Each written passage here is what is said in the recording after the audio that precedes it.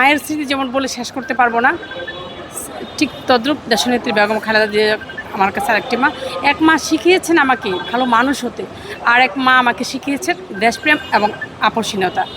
অন্যায়ের বিরুদ্ধে কিভাবে মাথা উঁচু করে কথা বলতে হয়, অন্যায়ের সাথে কিভাবে আপোষ করতে হয় না, সেটা আমি শিখেছি দেশনেত্রী বেগম খালেদা জিয়ার কাছে।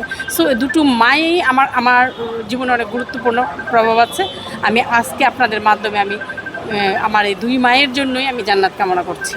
খালেদা জিয়া যেদিন গ্রেপ্তার হয় 8 ফেব্রুয়ারি, ওই দিন আমরা 144 ধারা ভেঙে রাজপথে আসছি এবং চাংখার বলে আমি একটা মসজিদে 4 ঘন্টা অবরুদ্ধ ছিলাম।